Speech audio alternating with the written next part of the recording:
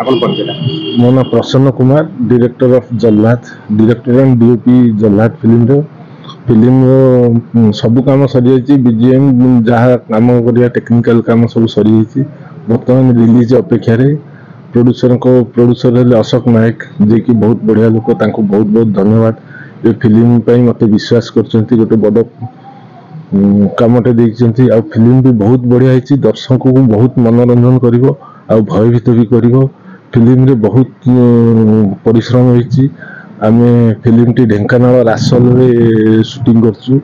ରାସଳ ଗାଁର ସାପୁଆ ଜଙ୍ଗଲ ପାଖରେ ସୁଟିଂ କରୁଛୁ। ବହୁତ ବଢ଼ିଆ ଲାଗୁଛି। ଫିଲ୍ମର କାହାଣୀଟି ଢେଙ୍କାନାଳ ଉପରେ ଅନୁଷ୍ଠିତ। ଢେଙ୍କାନାଳ ସହରକୁ ନେଇକି ଆମେ ଫିଲ୍ମ କରୁଛୁ। କପିଳାସ ହଉ, ସପ୍ତଶଯ୍ୟା ହଉ, ସାପୁଆ ହଉ, ସବୁଆଡ଼େ କେବଳ ମୂଳରୁ ଶେଷ ଯାଏଁ ଢେଙ୍କାନାଳରେ ହିଁ ସୁଟିଂ ଚାଲିଛି। ଆଉ ଏ ସୁଟିଂରେ ଆମର ଅଛନ୍ତି ହିରୋରେ ପ୍ରେମ ଅଛି, ଶୁଭଶ୍ରୀ ଅଛି, ସନ୍ତୁ ଅଛନ୍ତି। ଯିଏ ମୁଖ୍ୟ ଚରିତ୍ର ଜଲ୍ଲାଦ ଯିଏ ହେଇଛି ସିଏ ଦେବଦତ୍ତ, ସେ ବହୁତ ବଢ଼ିଆ ଅଭିନୟ କରିଛନ୍ତି। ପ୍ରେମ ବି ବହୁତ ବଢ଼ିଆ ଅଭିନୟ କରିଛି। ଶୁଭଶ୍ରୀ ବି ବହୁତ ବଢ଼ିଆ ନୂଆ ପ୍ରଥମ ଥର ପାଇଁ ବଡ଼ ପର୍ଦ୍ଦାରେ ଆସୁଛନ୍ତି। ସମସ୍ତେ ବଢ଼ିଆ କାମ କରୁଛନ୍ତି। ଏଇ ଫିଲ୍ମର ଖାସିୟତ ହେଲା ସମସ୍ତେ ନୂଆ।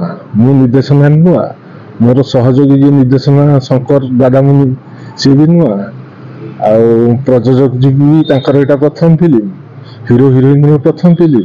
ଖାଲି ଏମିତି ଚାଲିଛି। ଫିଲ୍ମଟି ବହୁତ ବଢ଼ିଆ ହେଇଛି। ରଜରେ ଆମେ ଛୋଟ ପ୍ରଯୋଜକ, ଛୋଟ ବ୍ୟାନର ବୋଲି ଆମକୁ ରଜରେ ହଲ୍ ମିଳୁନି।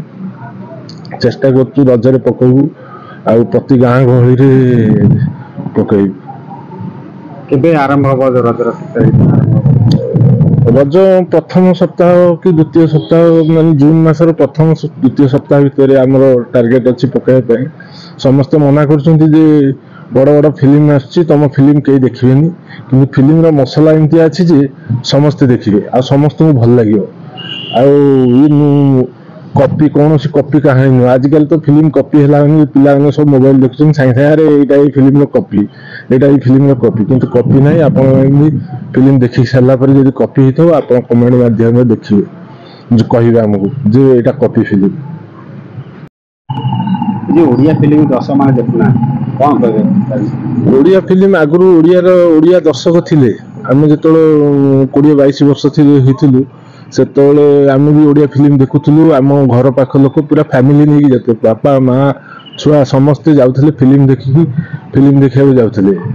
ରବିବାର ପଡ଼ିଗଲା ମାନେ ଆଜି ଚାଲ ଫିଲ୍ମ ଯିବା। ଅଳ୍ପ ପଇସା ଥିଲା, କମ ପଇସାରେ, ଆଉ ହଲ୍ ଗୁରା ବି ସେମିତି ଥିଲା, ସେମାନେ ଯିବା ଭଳିଆ ହଲ୍ ଥିଲା। ଏବେ ସବୁ ତ ହଲ୍ ସବୁ ମଲ୍ଟିପ୍ଲେକ୍ସ, ମାନେ ବଡ଼ ବଡ଼ ହଲ୍ ହେଇଗଲାଣି। ସିଙ୍ଗଲ ସ୍କ୍ରିନ୍ ହଲ୍ ନାହିଁ। ପଇସା ବି ଟିକଟ ରେଟ୍ ବି ବଢ଼ିଗଲାଣି। ତା ଭିତରେ ଖାଇବା ଜିନିଷ ବି ଯେଉଁଟା 10 ଟଙ୍କା ବାହାରେ ସେଇଟା ତ 20-50 ଟଙ୍କା ହେଇଗଲାଣି। ତେଣୁକରି ସେଇ ଯେଉଁ ଆମର ଓଡ଼ିଆର ଦର୍ଶକ, ପୁରୁଣା ଦର୍ଶକ ଥିଲେ, ସେମାନେ ଆଉ ଯାଇପାରୁନାହାନ୍ତି, ସେମାନେ ଯିବା ପାଇଁ ଡରୁଛନ୍ତି। ତେଣୁକରି ଆମେ ବି ତାଙ୍କୁ କମିଟମେଣ୍ଟ କରିଛୁ, ଆମ ଏଇ ଜଲ୍ଲାଦ ଫିଲ୍ମ ତାଙ୍କ ଘର ପାଖରେ ପହଞ୍ଚେଇବୁ, ପ୍ରତି ପଞ୍ଚାୟତରେ ପହଞ୍ଚେଇବୁ, ଆଉ ସରକାରକୁ ଆଉ ସମସ୍ତଙ୍କୁ ଜଣେଇଦେବୁ ଯେ ଓଡ଼ିଆ ଫିଲ୍ମ ଏମିତି ଚାଲେ।